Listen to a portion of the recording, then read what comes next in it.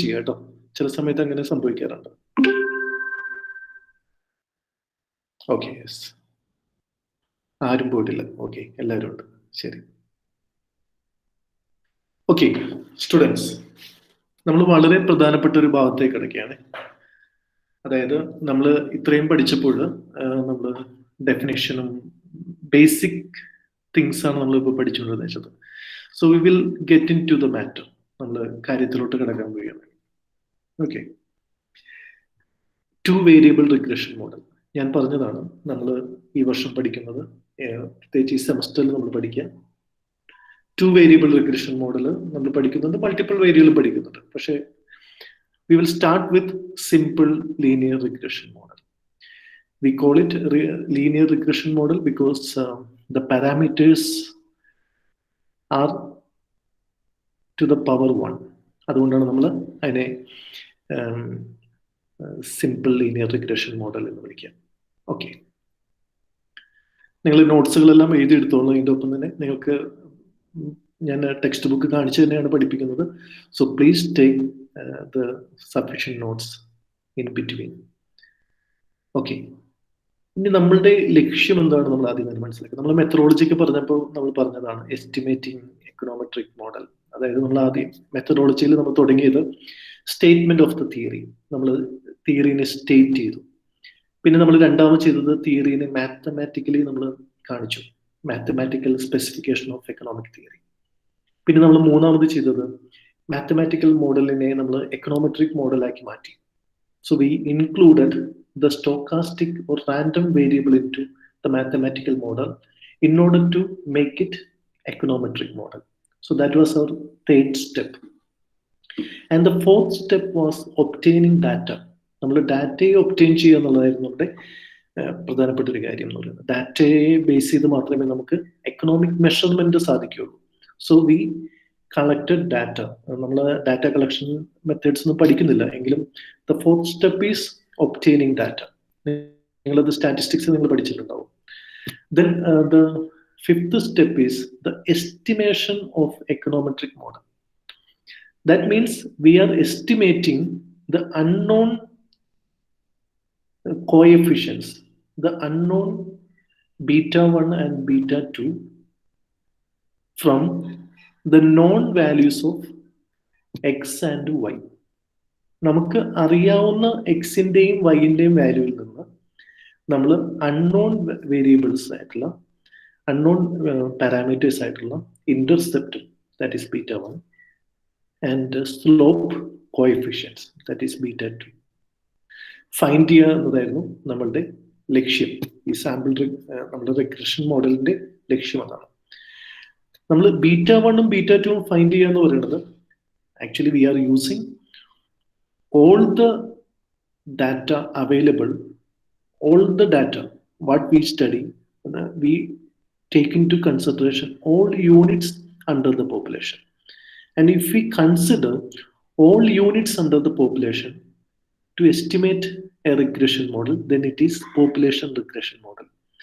അപ്പോഴാണ് നമുക്ക് ട്രൂ ആയിട്ടുള്ള ബീറ്റ 1ഉം ബീറ്റ 2 എല്ലാം കിട്ടുക.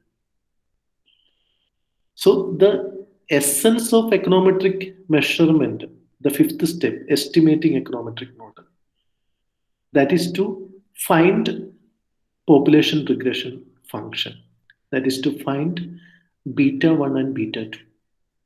And if we take into account all available inputs or all available data into consideration under the population, then it becomes population regression function. പക്ഷേ real ലൈഫിൽ നമുക്കറിയാം ഒരു പോപ്പുലേഷൻ സ്റ്റഡി എന്ന് പറയുന്നത് വളരെ എക്സ്പെൻസീവ് ആണ്, വളരെ ടൈം കൺസ്യൂമിങ് ആണ്. It is very tedious task. വളരെ ബുദ്ധിമുട്ടാണ് population and nearly impossible in some specific cases. ഉദാഹരണം പറഞ്ഞാൽ നമുക്ക് ബ്ലഡ് ടെസ്റ്റ് ചെയ്യണം. Blood test is always a sample test.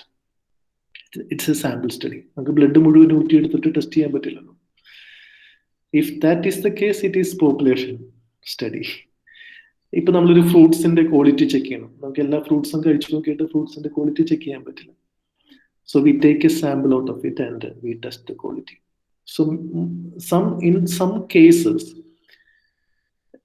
we cannot make a population study. We ought to make sample study. അപ്പോൾ അങ്ങനത്തെ studies നിർബന്ധമായി അങ്ങനെ ചെയ്തേ പറ്റൂ എന്നുള്ള സ്റ്റഡീസ് ഉണ്ട്. അതല്ലാതെ we are constrained by our time, by our resources, by our energy to study population. Then we take a sample, a representative sample of the population in order to conduct our study. അതിനെയാണ് നമ്മൾ sample regression, നമ്മൾ അത് ഒരു sample data ഉപയോഗിച്ചിട്ടാണ് regression നമ്മൾ ചെയ്യുന്നതെങ്കിൽ then it becomes sample regression function. These all things are known to us. അപ്പൊ നമ്മളുടെ ലക്ഷ്യം എന്ന് പറയുന്നത് ഒരു പോപ്പുലേഷൻ റിഗ്രഷൻ ഫംഗ്ഷനെ എസ്റ്റിമേറ്റ് ചെയ്യാം. എന്തിന്റെ ബേസിൽ? സാമ്പിളിന്റെ ബേസിൽ. അത് എങ്ങനെ ചെയ്യണം? ആസ് ആക്യുറേറ്റ്ലി ആസ് പോസിബിൾ, ഏറ്റവും കൃത്യമായിട്ടുള്ള രീതിയിൽ നമുക്ക് പോപ്പുലേഷനെ റെപ്രസെന്റ് ചെയ്യണം സാമ്പിൾ റിഗ്രഷൻ. അപ്പൊ നമുക്കറിയാം it is nearly impossible to mirror population by a sample. ഒരു സാമ്പിൾ വെച്ചിട്ട് നമുക്ക് ഒരിക്കലും ഒരു പോപ്പുലേഷനെ മുഴുവനായിട്ട് നമുക്ക് മിറർ ചെയ്യാനായിട്ട് പറ്റില്ല. പോപ്പുലേഷൻ മുഴുവൻ എടുത്ത് പഠിച്ചാൽ നമുക്ക് കിട്ടുന്ന ട്രൂ ആയിട്ടുള്ള β1 β2നെയും as possible as we can as accurately as possible നമുക്ക് β1 ക്യാപ്പ് വെച്ചും β2 ക്യാപ്പ് വെച്ചും എസ്റ്റിമേറ്റ് ചെയ്യണം. അതാണ് നമ്മുടെ ലക്ഷ്യം. അപ്പോൾ അതിനുവേണ്ടി പ്രധാനമായും ഉപയോഗിക്കുന്ന ഒരു മെത്തേഡാണ് ordinary least squares method. It is very popular method. And there are other methods like maximum likelihood method. നിങ്ങൾ അതൊന്ന് നോട്ട് ചെയ്യാം. സാമ്പിൾ പോപ്പുലേഷൻ റിഗ്രഷൻ ഫംഗ്ഷനെ എസ്റ്റിമേറ്റ് ചെയ്യാനായിട്ട് നമ്മൾ സാമ്പിൾ റിഗ്രഷൻ ഫംഗ്ഷൻ ഉപയോഗിക്കുമ്പോൾ ഏറ്റവും നല്ല രീതിയിൽ നമുക്ക്, ഏറ്റവും ബെസ്റ്റ് ആയിട്ടുള്ള രീതിയിൽ നമുക്ക് സാമ്പിൾ SRF ഫൈൻഡ് ചെയ്യണം, പോപ്പുലേഷൻ റിഗ്രഷനെ ഫൈൻഡ് ചെയ്യാനായിട്ട്. നമുക്കറിയാം നമ്മൾ ഓരോ സാമ്പിൾ എടുക്കുമ്പോൾ പോലും നമുക്ക് ഒരു പോപ്പുലേഷനിൽ നിന്ന് നമുക്ക് n നമ്പർ ഓഫ് സാമ്പിൾസ് നമുക്ക് എടുക്കാം. അപ്പൊ ഓരോ സാമ്പിളുകളും നമുക്ക് തരുന്നത് ഡിഫറെന്റ് റിസൾട്ട് ആയിരിക്കും. അപ്പൊ ഒരു കാര്യം നമുക്ക് മനസ്സിലാക്കേണ്ടത്, നമുക്കറിയാം നമുക്ക് പോപ്പുലേഷനെ സ്റ്റഡി ചെയ്യാനായിട്ട് പറ്റില്ല ചില കാര്യത്തിൽ, പക്ഷേ എങ്കിൽ പോലും നമുക്ക് ട്രൂ ആയിട്ടുള്ള പോപ്പുലേഷനെ റെപ്രസെന്റ് ചെയ്യുന്ന ഒരു സാമ്പിൾ സ്റ്റഡി നമുക്ക് നടത്താൻ പറ്റും. നമുക്ക് ട്രൂ ആയിട്ടുള്ള β1 β2 നമുക്ക് അൺനോൺ ആണ്, നമുക്ക് അറിയില്ല എങ്കിൽ പോലും നമുക്ക് എങ്ങനെയായിരിക്കും ഒരു ട്രൂ ആയിട്ടുള്ള β1 β2, അതിനുള്ള ഏറ്റവും അടുത്തുള്ള β1 ക്യാപ്പ് β2 ക്യാപ്പ് ഏതാണ്, അതെങ്ങനെ എസ്റ്റിമേറ്റ് ചെയ്യാമെന്ന് കണ്ടുപിടിക്കുന്ന മെത്തേഡുകളാണ് ഓർഡിനറി ലീസ്റ്റ് സ്ക്വയേഴ്സും മാക്സിമം ലൈക്ലിഹുഡ് മെത്തേഡൊക്കെ. അതിൽ ഏറ്റവും എക്സ്റ്റെൻസീവ്ലി ആയിട്ട് ഉപയോഗിക്കുന്ന, ഏറ്റവും പോപ്പുലർ ആയിട്ട് ഉപയോഗിക്കുന്ന, വളരെ മാത്തമാറ്റിക്കലി സിമ്പിൾ ആയിട്ടുള്ള ഒരു മെത്തേഡ് എന്ന് പറയുന്നത് OLS മെത്തേഡാണ്, ordinary least squares method.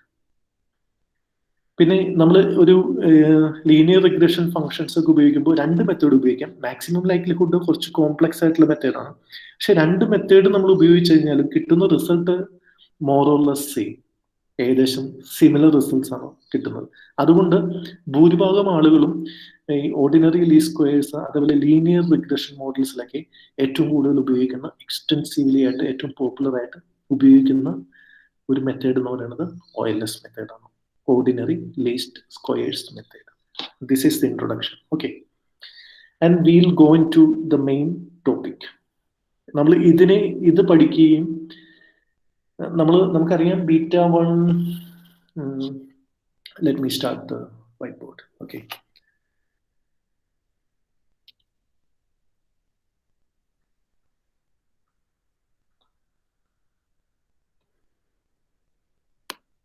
So നമ്മൾ yi cap is the എന്താ പറയാ estimator of, it is the estimator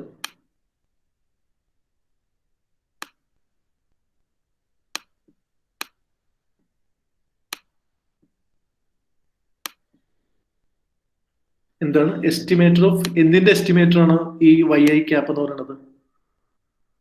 എന്താണ് എസ്റ്റിമേറ്റ് ചെയ്യാനായിട്ട് ശ്രമിക്കുന്നത്?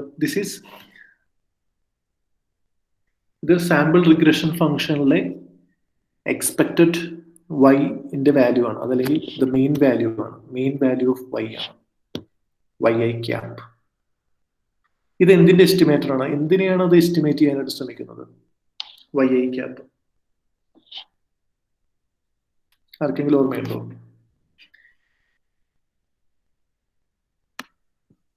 Expected value of y given xi. Yes, you are right. Mean. Yes. Expected value of y given xi. That is the conditional population mean. അല്ലേ? Population മീൻ ആണ്. Population സ്റ്റഡിയിൽ നമ്മൾ ഉപയോഗിക്കുകയാണെങ്കിൽ അവിടുത്തെ conditional മീൻ ആണ് expected value of y given xi. This is the conditional mean value of y in the case of sample study. Sample regression ഫംഗ്ഷനിലെ ഇതിന്റെ YI cap എന്ന് പറയുന്നത് it is the estimator of population conditional mean. So β1 cap എന്ന് പറയുന്നത് എന്താണ്? β1 cap it is the estimator of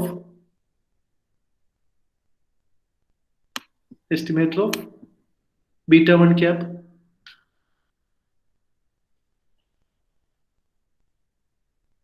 എന്തിന്റെ estimator ആണ് β1 cap? അതുപോലെ β2 ക്യാപ്പ് എന്തിന്റെ? Yes, you are right. It is estimator of β1. Population regression ഫംഗ്ഷനിലെ this is SRF. This is SRF, sample regression function. This is PRF, population regression function. And this is the population regression intercept coefficient. And β1 cap is the estimator of β1. അതായത് ഇതിനെ represent ചെയ്യുന്നതാണ് β1 cap. And β2 cap is the method or formula for finding out β2. So estimator means a method or formula for finding this PRF. So we are estimating actually the PRF with the help of SRF. So നമുക്ക് വേണ്ടത് ഇതാണ്. ഇത് find ചെയ്യാനായിട്ട് നമുക്ക് പറ്റാത്തത് കൊണ്ട് നമ്മൾ sample regression function ഉപയോഗിക്കുന്നു. സോ ഇത് ഫൈൻഡ് ചെയ്യുന്ന എസ്റ്റിമേറ്റർ ആണ് YI ക്യാപ്പ്. β1 ട്രൂ ആയിട്ടുള്ള പോപ്പുലേഷൻ ഇന്റർസെപ്റ്റ് കോഎഫിഷ്യന്റിനെ ഫൈൻഡ് ചെയ്യുന്ന മെത്തേഡ് ഓർ ഫോർമുലയാണ് β1 ക്യാപ്പ്. β2 ട്രൂ ആയിട്ടുള്ള പോപ്പുലേഷൻ സ്ലോപ്പ് കോഎഫിഷ്യന്റിനെ ഫൈൻഡ് ചെയ്യുന്ന ഫോർമുല ഓർ മെത്തേഡ് ആണ് β2 ക്യാപ്പ്. ഈ മെത്തേഡ് ഉപയോഗിച്ച് നമ്മൾ these are the estimator. So when we use this estimator to find a certain value, suppose we get 25 by using this method, then it is called estimate. So this is called estimate. So if we use an estimator to find SRF value, we will find some values here, and these values will be the estimates. Let's study it. Okay. So we come back. The OLS method actually developed by a German mathematician, and his name is Carl Friedrich Gauss. Gauss Markov theory എന്നൊക്കെ പറയുന്നത് ഈ ഗോസും മാർക്കോവും ചേർന്ന് develop ചെയ്തതാണ്. Actually this was originated or this is attributed to Carl Friedrich Gauss. ഈ OLS method എന്ന് പറയുന്നത്, ഈ OLS മെത്തേഡിന് ഒരുപാട് വളരെ അട്രാക്റ്റീവ് ആയിട്ടുള്ള സ്റ്റാറ്റിസ്റ്റിക്കൽ പ്രോപ്പർട്ടീസ് ഉണ്ട്. നമുക്കത് വഴിയെ പഠിക്കാം എന്താണ് സ്റ്റാറ്റിസ്റ്റിക്കൽ പ്രോപ്പർട്ടീസ്. കാരണം നമ്മൾ ആദ്യം പഠിക്കേണ്ടത് എന്താണ് OLS മെത്തേഡ് എന്നാണ്. ഓക്കെ, അതുകൊണ്ട് തന്നെ ഈ വളരെ അട്രാക്റ്റീവ് ആയിട്ടുള്ള സ്റ്റാറ്റിസ്റ്റിക്കൽ പ്രോപ്പർട്ടീസ് ഉള്ളത് കൊണ്ട് തന്നെയാണ് നമുക്ക് അൺനോൺ ആയിട്ടുള്ള, നമുക്ക് അറിയാൻ പാടില്ലാത്ത β1 β2നെയും റെപ്രസെന്റ് ചെയ്യുന്ന β1 ക്യാപ്പും β2 ക്യാപ്പും ഫൈൻഡ് ചെയ്യാനായിട്ട് ഈ മെത്തേഡ് ഉപയോഗിക്കുന്നത്. അപ്പോൾ എന്തൊക്കെയാണ് അതിന്റെ സ്റ്റാറ്റിസ്റ്റിക്കൽ പ്രോപ്പർട്ടീസ്, എന്തൊക്കെയാണ് അതിന്റെ അസംഷൻസ് എന്നൊക്കെ നമ്മൾ സ്റ്റെപ്പ് ബൈ സ്റ്റെപ്പ് ആയിട്ട് നമ്മൾ പഠിക്കും. So we are into the matter now. നമ്മൾ ഇപ്പോഴാണ് ശരിക്കുള്ള കാര്യത്തിലോട്ട് വരുന്നത്. സോ 2 വേരിയബിൾ PRF എന്ന് പറയുന്നത് ഇത് നമുക്കറിയാം. നമ്മൾ 2 വേരിയബിൾ എന്ന് പറയുന്നത് സിമ്പിൾ ആണ്. Only 2 variables are used. നമുക്കറിയാം ഈ ഇവിടുത്തെ വേരിയബിൾസ് എന്തൊക്കെയാണെന്ന് അറിയാം. ഇതിൽ നമ്മളൊരു ഡിപ്പെൻഡന്റ് വേരിയബിളും ഒരു ഇൻഡിപെൻഡന്റ് വേരിയബിളാണ് യൂസ് ചെയ്യുന്നത്. What is our dependent variable? This is stochastic form of PRF. ഈ ഫോമിനെ നമ്മൾ എന്താ വിളിക്കുക? Stochastic form. Why it is called a stochastic form? This PRF is written in stochastic form. Why it is called a stochastic form?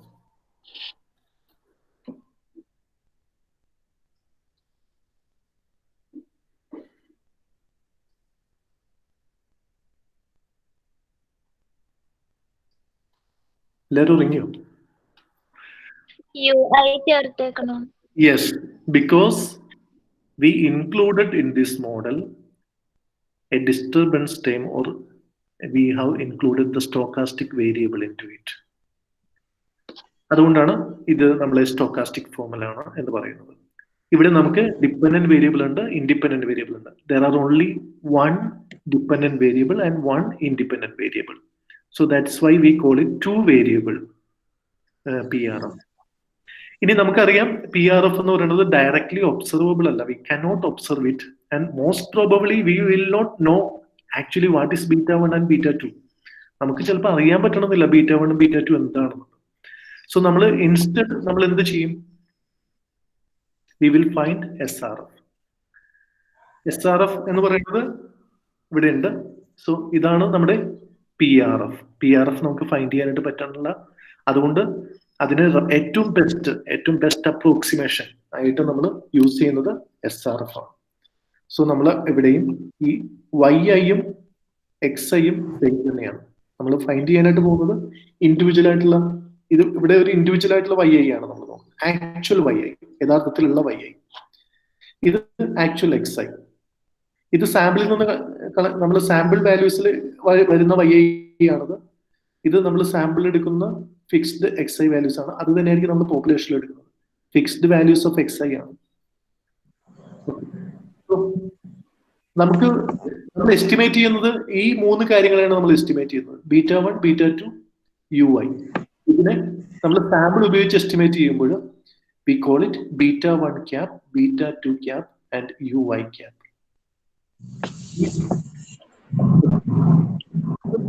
β1 cap എന്ന് പറയുന്നത് the estimated or the estimator of β1. β2 cap എന്ന് പറയുന്നത് the estimator of β2. UI cap is the estimator of UI. ഇതൊക്കെ നമുക്കറിയാലോ. ഇനി എന്താണ് ഈ UI ക്യാപ്പിന്റെ പേരെന്താണ്? What we call UI cap? Residual term. It is called residual term. Okay. ഇനി നമുക്കറിയാം YI cap is equal to β1 cap plus β2 XI. β1 cap, β2 cap. So നമുക്ക് ഇവിടെ എന്ത് ചെയ്താം? YI is equal to YI cap plus UI cap എന്ന് വിളിക്കും. കാരണം YI minus YI cap is equal to UI. അതായത് നമുക്കറിയാം നമ്മൾ സ്റ്റോക്കാസ്റ്റിക് ഫോമിൽ അല്ലാതെ നമ്മൾ എഴുതുകയാണെങ്കിൽ SRF എഴുതുകയാണെങ്കിൽ നമുക്കറിയാം this is YI cap is equal, yes, β1 cap 1 cap plus β2 cap, yes, β2 cap XI. ഇത് നമ്മുടെ SRF തന്നെയാണ്. കാരണം എല്ലാം ക്യാപ്പ് ഉണ്ട്. ക്യാപ്പ് ഉണ്ടെങ്കിൽ അതിന്റെ അർത്ഥം എന്താണ്? SRF ആണ്. സാമ്പിൾ എടുക്കുകയാണെങ്കിലാണ് നമ്മൾ അതിനെ ക്യാപ്പ് ഇട്ട് കാണിക്കുന്നത്. പോപ്പുലേഷൻ മുഴുവൻ പഠിക്കുകയാണെങ്കിൽ നമ്മൾ അതിനെ ക്യാപ്പ് ഉണ്ടാവില്ല. We will just call β1 and β2. Okay. So ഇവിടെ നമ്മൾ എന്ത് എഴുതി? ഇവിടെ നമ്മൾ ഈ ഇതിന് പകരം ഇവിടെ എഴുതിയിട്ടുണ്ടല്ലോ β1 plus β2 XI എന്ന് എഴുതിയിരിക്കുന്നത്. അതാണ് YI ക്യാപ്പ് എന്ന് പറയുന്നത്. So instead of this β1 plus β1 cap plus β2 cap XI, we wrote YI cap. ഇനി ഇത് തമ്മിലുള്ള വ്യത്യാസമാണ് UI എന്ന് നമുക്കറിയാം. കാരണം ഇവിടെ നോക്കാം, UI cap is equal to YI minus YI cap. അപ്പൊ നമുക്ക് ശരിക്കും പറഞ്ഞു കഴിഞ്ഞാൽ ui എന്ന് പറയുന്നത് it is yi minus beta 1 cap plus it is beta 2 cap xi, because this is same as yi cap. yi minus yi cap എന്ന് പറയുന്നത് beta 1 plus beta 2 xi. So if we multiply this symbol with this bracketed equation, or if we remove the bracket, we will get yi minus beta 1 cap minus beta 2 xi. So we remove this bracket, so we are multiplying this negative symbol with this two terms, so we'll get minus beta 1 cap minus beta 2 cap xi. This is our equation. So ui എന്ന് പറയുന്നത് എന്താണ്? ui എന്ന് പറയുന്നത് actual വാല്യൂവും estimated y വാല്യൂവും തമ്മിലുള്ള difference ആണ്. Actual value yi എന്ന് പറയുന്നത് actual value ആണ്, ആക്ച്വൽ വാല്യൂസ് ആണ്. These are estimated y values, estimated values. നമ്മൾ ഈ ഫംഗ്ഷൻ ഉപയോഗിച്ച് നമ്മൾ എസ്റ്റിമേറ്റ് ചെയ്യുന്നു. ഇതൊരു ഫംഗ്ഷണൽ ഫോമാണ് അല്ലെ, ഒരു ലീനിയർ ഫംഗ്ഷണൽ ഫോമാണ്. ഈ വാല്യൂസ് എല്ലാം നമ്മൾ എസ്റ്റിമേറ്റ് ചെയ്യുന്ന വാല്യൂസ് ആണ്, എസ്റ്റിമേറ്റഡ് വാല്യൂസ് ആണ്. നമ്മൾ ഈ ഫംഗ്ഷനിൽ എക്സിന് പകരം ഓരോ വാല്യൂസ് ഇട്ട് കൊടുക്കുമ്പോൾ നമ്മൾ ബീറ്റ 1 ക്യാപ്പും ബീറ്റ 2 ക്യാപ്പും നമ്മുടെ എസ്റ്റിമേറ്റ്സ് ആണ്. നമ്മൾ ഇത് എസ്റ്റിമേറ്റ് ചെയ്യുമ്പോൾ ഈ എക്കണോമെട്രിക് മോഡലിനെ നമ്മൾ എസ്റ്റിമേറ്റ് ചെയ്യുമ്പോഴാണ് നമുക്ക് ഈ എസ്റ്റിമേറ്റർ നമുക്കൊരു എസ്റ്റിമേറ്റിനെ തരും. ബീറ്റ 1 ക്യാപ്പ് ഒരു എസ്റ്റിമേറ്റർ ആണ്. ആ എസ്റ്റിമേറ്റർ ഉപയോഗിച്ച് നമ്മൾ ഡാറ്റയിൽ ആ എസ്റ്റിമേറ്റർ ഉപയോഗിച്ച് കഴിയുമ്പോൾ നമുക്കൊരു എസ്റ്റിമേറ്റ് കിട്ടും. അപ്പൊ ഇവിടെ എല്ലാം വാല്യൂസ് വരും. അപ്പൊ ഈ xi വാല്യൂസ് നമ്മൾ എന്താണോ പുട്ട് ചെയ്യുന്നത്, xiന്റെ നമ്മൾ കൊടുക്കുന്ന വാല്യൂസ് എന്താ ഫിക്സ്ഡ് വാല്യൂസ് ആണ്, അത് നമ്മൾ സബ്സ്റ്റിറ്റ്യൂട്ട് ചെയ്യുമ്പോൾ നമുക്ക് എന്ത് കിട്ടും? yi ക്യാപ്പ് കിട്ടും. സോ yi ക്യാപ്പ് എന്ന് പറയുന്നത് നമ്മുടെ എസ്റ്റിമേറ്റഡ് y വാല്യൂ ആണ്. You understand? Estimated y value. അത് നമ്മൾ SRF വരയ്ക്കുമ്പോൾ ദിസ് ഈസ് SRF, ഇതും SRF തന്നെയാണ്. PRFന്റെയും അതേ ഷേപ്പ് തന്നെയാണ് SRFന്. പക്ഷെ ആ ഷേപ്പ് അതാണെങ്കിലും അത് കോയിൻസൈഡ് ചെയ്യണമെന്നില്ല. This is beta 1 cap. നമുക്കറിയാം ഇത് ബീറ്റ 1 ക്യാപ്പ് ആണെന്ന് പറയാം, കാരണം എന്താണ്? ഇന്റർസെപ്റ്റ് ആണ് അല്ലെ. This is beta 1 cap, not beta 1, because it is SRF. ഇവിടെ നമ്മൾ ദിസ് ഈസ് yi ക്യാപ്പ്. ഇതാണ് yi ക്യാപ്പ് എന്ന് പറയുന്നത്. ഈ ലൈൻ എന്ന് പറയുന്നത് എല്ലാം yi ക്യാപ്പുകളാണ്. ഈ ഓരോ എക്സിന്റെയും നേരെ നമ്മൾ എസ്റ്റിമേറ്റ് ചെയ്യുന്ന yi ക്യാപ്പുകളാണ് ഇതെല്ലാം. ഇത് x1 ആയിരിക്കാം ചിലപ്പോൾ. xi എന്ന് പറയുന്നത് 1 to n ആണ് നമുക്കറിയാം അല്ലെ. x1 ആവാം, then x2 ആവാം. ഇത് നമ്മുടെ ഇൻഡിപെൻഡന്റ് ഓർ എക്സ്പ്ലനേറ്ററി വേരിയബിൾസ് ആണ്. സോ നമുക്ക് ഓരോ ഇൻഡിപെൻഡന്റ് ഓർ എക്സ്പ്ലനേറ്ററി വേരിയബിൾസിന്റെ നേരെയും we estimate a particular y value with the help of our equation, that is beta 1 cap plus beta 2 cap xi. ഈ xi എന്ന് പറയുന്ന സംഭവം എന്താണ്? ഇത് ഇവിടെ നമ്മൾ സബ്സ്റ്റിറ്റ്യൂട്ട് ചെയ്യുമ്പോൾ നമുക്ക് എന്ത് കിട്ടും? ഈ വാല്യൂ ഇവിടെ കിട്ടും. മനസ്സിലായോ? അതായത് ഇപ്പൊ ഇവിടെ സപ്പോസ് ഇത് എത്രയാണെന്ന് വിചാരിക്കാം, ഇത് ഒരു 80 എന്ന് വിചാരിക്കാം. നമ്മൾ നേരത്തെ എടുത്ത എക്സാമ്പിൾ പ്രകാരമാണ് 80. അപ്പൊ നമ്മൾക്ക് ഇവിടെ ഒരു ബീറ്റ 1 ബീറ്റ 2 ഉണ്ടല്ലോ, നമ്മൾ എസ്റ്റിമേറ്റ് ചെയ്തു. എങ്ങനെ എസ്റ്റിമേറ്റ് ചെയ്തു നമ്മൾ പഠിച്ചിട്ടില്ല. Suppose there is an estimate of beta 1 and beta 2. Suppose it is 0.5 and this is 0.7, or it is 10 and this is 0.7. അങ്ങനെ നമുക്ക് ജസ്റ്റ് എടുക്കാം. ഒരു എക്സാമ്പിൾ ഞാനിപ്പോൾ ഇങ്ങനെ കാണിച്ചു കഴിഞ്ഞാൽ ഇപ്പോൾ ഇതൊരു 10 എന്ന് കാണിക്കാം, then plus 0.7 or 0.5. okay, xi. Okay, നമുക്ക് ഇങ്ങനെയാണ് എസ്റ്റിമേറ്റ് കിട്ടുന്നതെന്ന് വിചാരിക്കാം. So this is estimate, this is estimate. You see the difference? This beta 1 cap is the estimator. We call this estimator. When we use this estimator to find an estimate, the 10 is our estimate. 0.7 is our estimate. So this is the intercept, which means that if x is 0, our minimum our minimum value of the y will be 10. That is the intercept value. 0.7 means if there is a 1 unit change in x, then it will create 0.7 unit change in y. That is the strength or the slope. Okay. So ഈ yi cap എന്ന് പറയുന്നത് എന്താണ്? നമ്മളിവിടെ ഈ x ഇപ്പൊ 80 ആണെങ്കിൽ നമ്മളിവിടെ 80 ഇട്ട് കൊടുത്തു കഴിഞ്ഞാൽ നമുക്ക് എന്ത് കിട്ടും? This value we will find this value. That means we will find a yi cap here. Y1 cap. We will call this y1 cap because we put x1 value into here. നമ്മൾ x1 value ആണ് ഇവിടെ കൊടുക്കുന്നതെങ്കിൽ നമുക്ക് എന്ത് കിട്ടും? y1 cap value കിട്ടും ഇവിടെ. This is y1 cap value. ഇതിന് പകരം നമ്മൾ 100 കൊടുത്തു എന്ന് വിചാരിച്ചു. 100 കൊടുക്കുകയാണെങ്കിൽ then it will be the point will be this point will be 80 because point this if it is 100, then 100 multiplied by 0.7 is equal to 70. Then 70 plus 10 is equal to 80. Then this value will be 80. Here this will be 80. For 100 we will get 80 value here. So ഇത് നമ്മൾ എന്താ ചെയ്താൽ നമ്മൾ estimate ചെയ്യണം അല്ലേ? These are all estimated values. These are all estimated values. നമ്മൾ estimate ചെയ്യണം. അതായത് ഈ എസ്റ്റിമേറ്റഡ് ലീനിയർ ഫംഗ്ഷൻ വെച്ച് നമ്മൾ എസ്റ്റിമേറ്റ് ചെയ്യുന്ന വാല്യൂ ആണ് these values. But yi is what?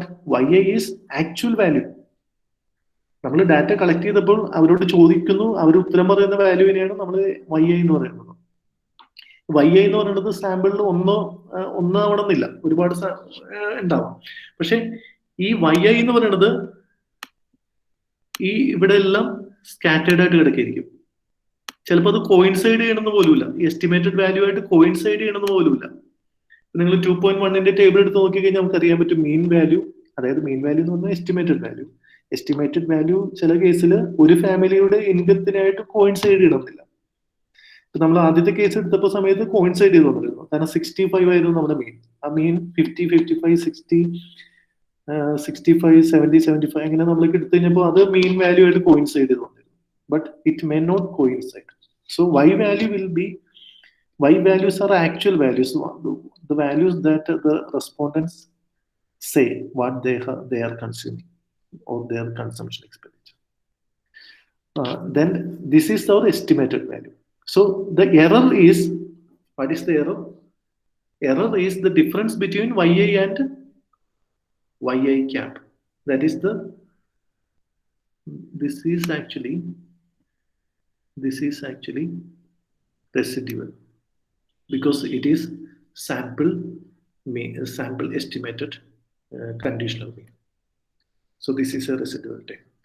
So നമ്മൾ residual time വിളിക്കുമ്പോൾ നമ്മൾ എന്താണ് പറയുക? Suppose this is our actual yi, ഇതാണ് ആക്ച്വൽ yi എങ്കിൽ നമ്മുടെ u എന്ന് പറയുന്നത് എന്താണ്? This is our u, the yi minus yi cap.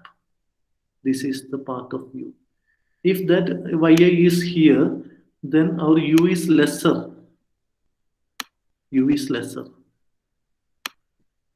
So ui cap, this is the ui cap. Okay. So എന്താണ് ui cap എന്ന് നിങ്ങൾക്ക് മനസ്സിലാവുന്നുണ്ടല്ലോ? It is very important because we are actually, the OLS method is actually trying to minimize this error, the difference between actual and the estimated value. So the OLS method is trying to estimate beta 1 and beta 2 in such a way that the u is minimum. That's very important point. What I said now is very important point. The ordinary least square method. എന്താണ് ordinary least square method ചെയ്യുന്നത്? Ordinary least square മെത്തേഡിലൂടെ estimate ചെയ്യപ്പെടുന്ന beta 1ഉം beta 2ന്റെയും ക്യാപ്പുകൾ, that will give the least squared residual time. Why we square it, that we will come to that. ഈ ui എന്ന് പറയുന്നത്, now we come to here. So ഞാൻ ഈ പറഞ്ഞ പോയിന്റുകളെല്ലാം ഇവിടെയുണ്ട്. UI ക്യാപ്പ് എന്ന് പറയുന്നത്.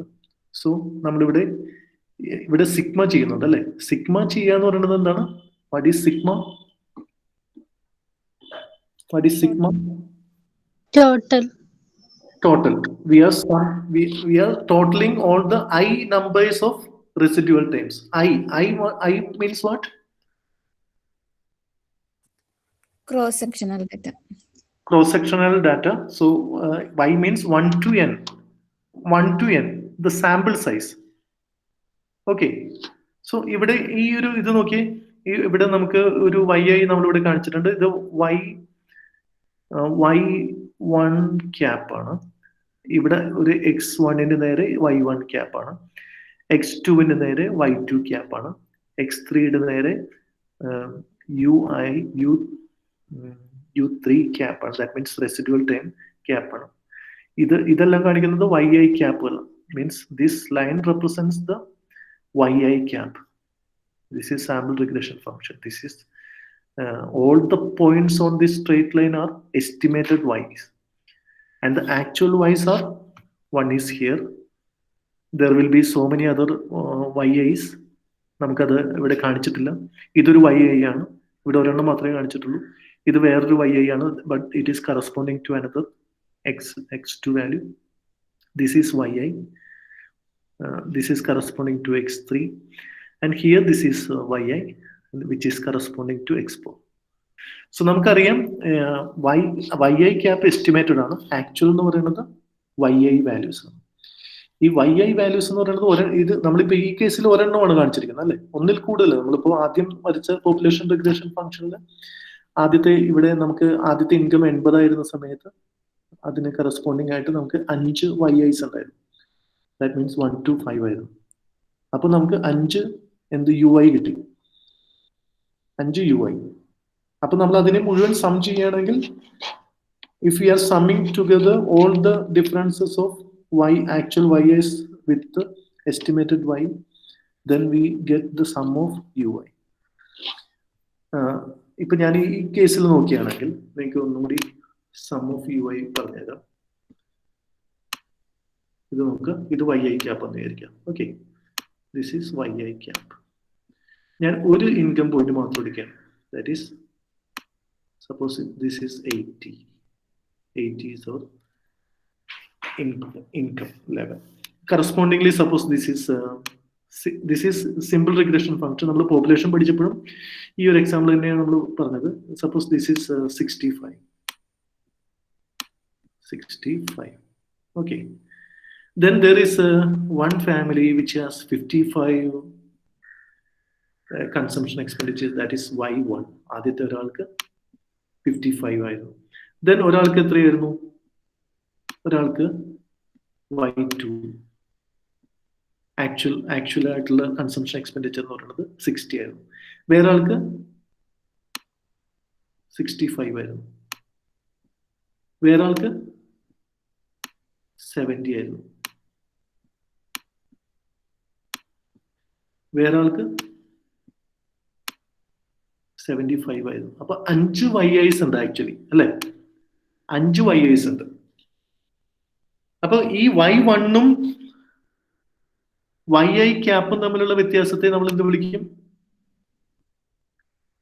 yi ക്യാപ്പ് ആണ് അല്ലെ. നമ്മൾ ആദ്യം എന്ത് വിളിക്കും? u1 cap. മനസ്സിലായോ? y2ഉം yi ക്യാപ്പും തമ്മിലുള്ള വ്യത്യാസത്തെ നമ്മൾ എന്ത് വിളിക്കും? U2 cap. It is u2 cap.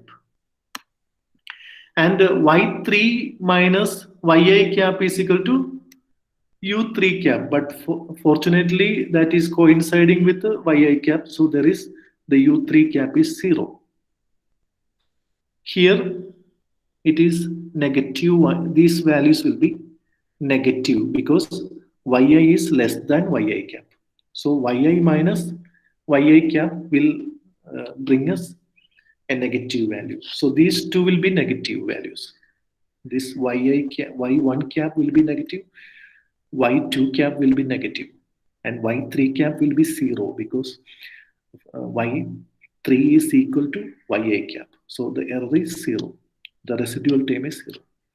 And this is U4 cap. See, this is U4 cap. And this one is U5 cap. Okay, so you understood the difference between residual term and the stochastic term, and here you also understood the meaning of UI cap, which means the difference between YI and YI cap. ഇവിടെ നമ്മൾ ഈ ഒരു കാര്യത്തിൽ നമ്മൾ what do you mean by this?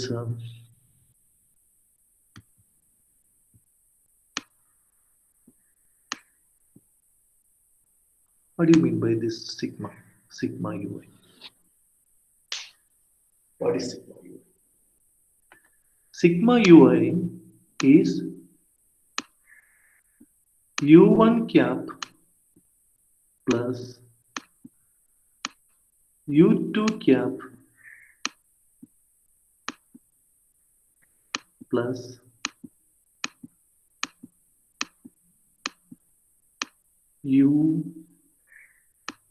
UN cap, because I is equal to 1 to n. This will be n. Do you understand me?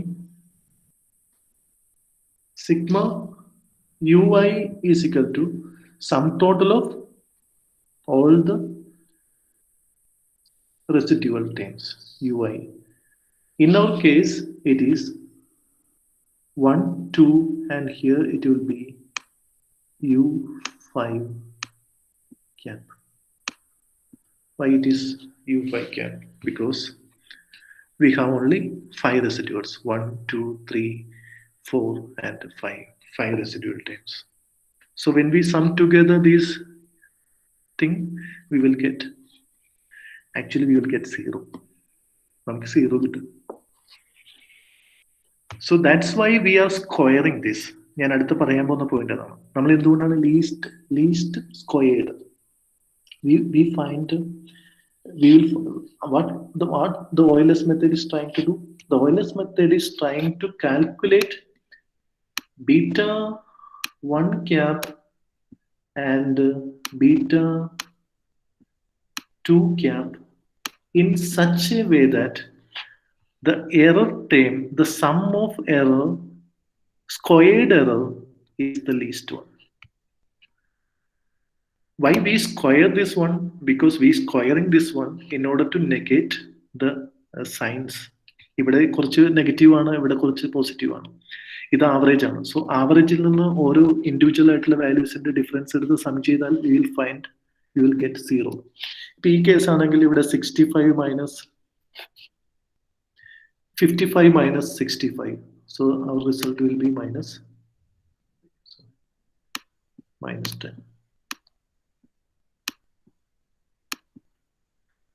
Okay. ഇവിടെ എന്തായിരുന്നു? ഇത് 55 ആയിരുന്നു. നമ്മുടെ മീൻ എന്താണ്? YI cap എന്ന് പറയുന്നത് 65 ആണ് അല്ലേ? അപ്പൊ 55 minus 65 minus 10. This is 60 ആയിരുന്നു. 60 minus 65 minus 5. Minus 5. Plus 65 minus 65 is 0. Plus 70 minus 65 5. Plus 75 minus 65 10. The sigma UI cap will be 0.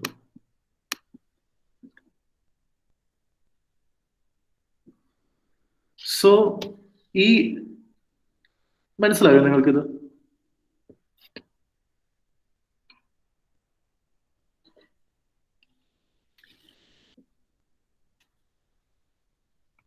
Hello, are you there? Hello, students. മനസ്സിലായി. ഓക്കെ, നിങ്ങൾ ഉച്ചക്ക് ഊണൊക്കെ വെച്ചിട്ടിരിക്കുകയാണല്ലോ, അതുകൊണ്ടാണ് ഞാൻ ഇടയ്ക്കൊന്ന് വിളിച്ചു നോക്കിയത്. Yes. അപ്പൊ നമുക്ക് യു ഐയുടെ സം എടുത്തു കഴിഞ്ഞാല് എല്ലാ യു ഐയുടെ സം എടുത്തു കഴിഞ്ഞാലും നമുക്ക് എന്ത് കിട്ടും? നമുക്ക് ഓൾമോസ്റ്റ് 0 കിട്ടും. ചിലപ്പോൾ ചില കേസിൽ ചെറിയ വേരിയേഷൻസ് ഒക്കെ ഉണ്ടാകാൻ സാധ്യത. But usually if we find if we take the sum of ui it will be 0. So വേറൊരു കാര്യം എടുത്ത് നോക്കിക്കഴിഞ്ഞാൽ ചിലപ്പോൾ ഈ ഇവിടെ അകലം കൂടുതലായിരിക്കും. ചില കേസിലാണെങ്കിൽ സപ്പോസ് ഇറ്റ് ഈസ്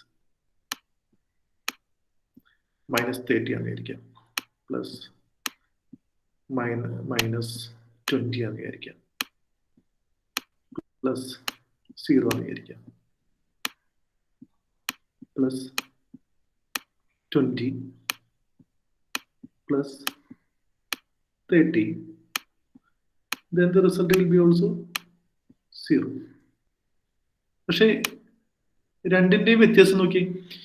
ഇവിടെ എറർ ശരിക്കും പറഞ്ഞാൽ കുറവായിരുന്നു. അതായത് ഇവിടെ ശരിക്കും പറഞ്ഞാൽ ഈ ഒരു SRFന്റെ ഇതൊരു SRF ആണ് വിചാരിക്കാം. This is SRF1.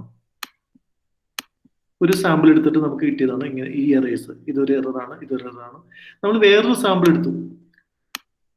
സാമ്പിൾ എടുത്തപ്പോഴും നമുക്ക് എന്ത് കിട്ടി? എറേഴ്സ് കിട്ടി. പക്ഷെ ഇവിടെ എറേഴ്സ് കൂടുതലാണ് അല്ലെ? ഇവിടെ എറേഴ്സ് ഇവിടെ 10 ഉള്ള സമയത്ത് ഇവിടെ 30 ആണ്, ഇവിടെ 5 ഉള്ള സമയത്ത് ഇവിടെ 20 ആണ്, ഇവിടെ 5 ഉള്ള സമയത്ത് ഇത് ഇവിടെ 20 തന്നെ.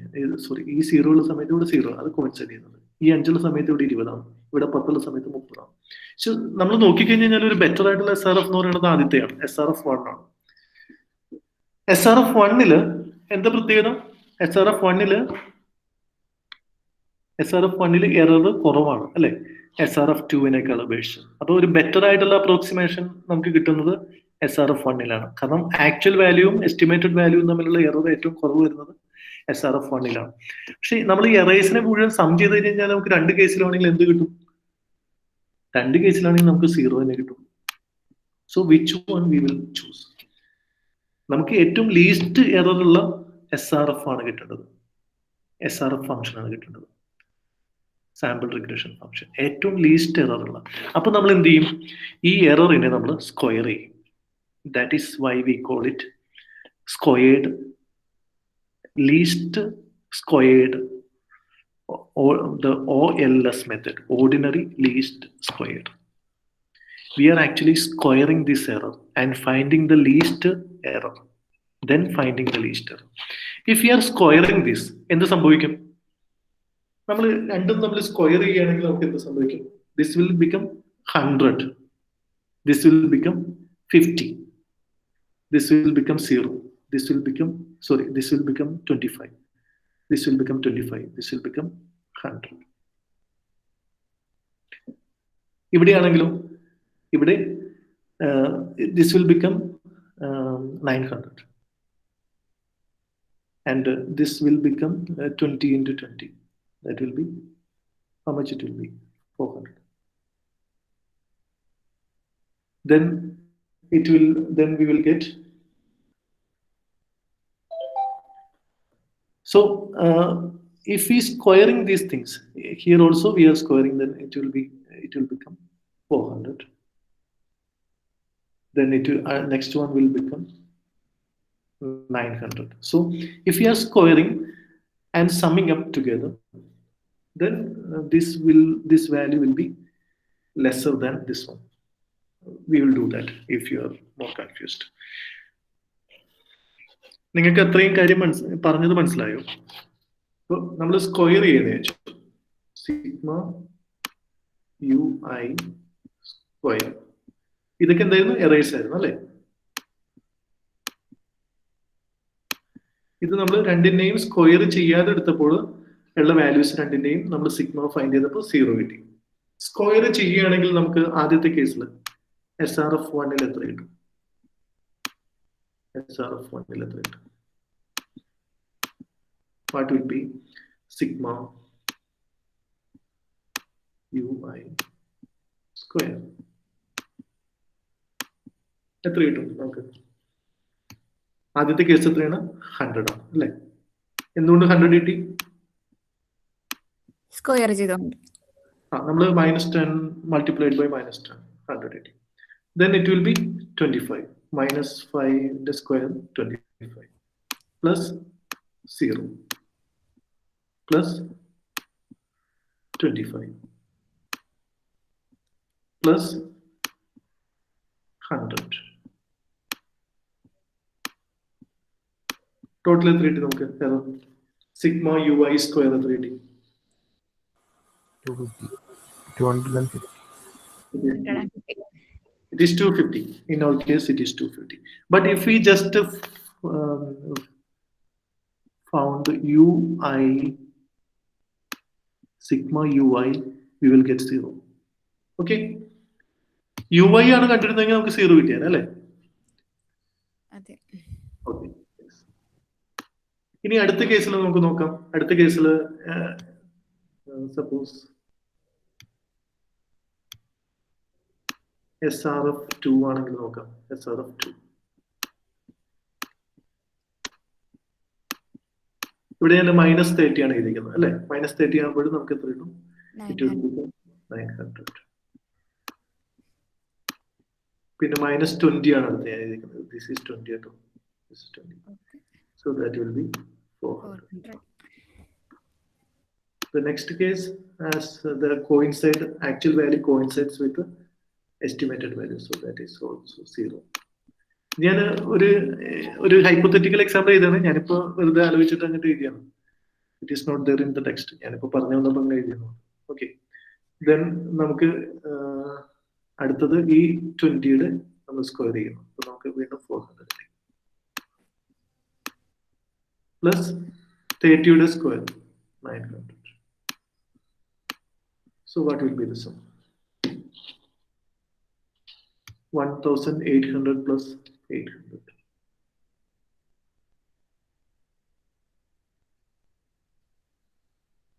$2,600. Am I right?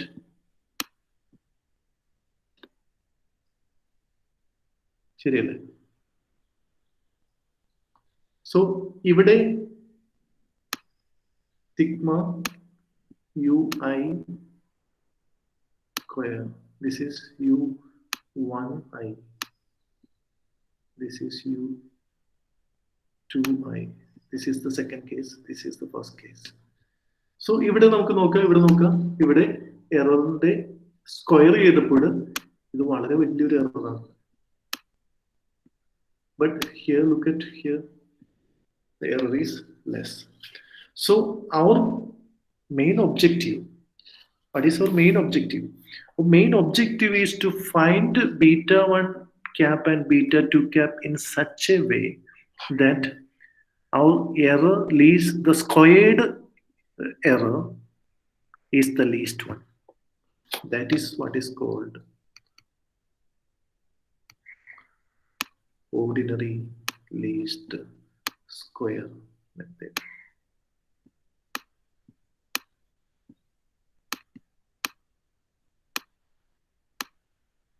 That is the main thing that we are going to study right now. So, ഇത് ടെക്സ്റ്റ് ബുക്കിൽ തന്നിരിക്കുന്ന ഒരു എക്സാമ്പിൾ ആണ് ഇത്. ഞാൻ എക്സ്പ്ലെയിൻ ചെയ്തുതരാം. ഓക്കെ, നെക്സ്റ്റ് നമുക്കിപ്പോ 2:30 ആയി. So I M winding up. Okay.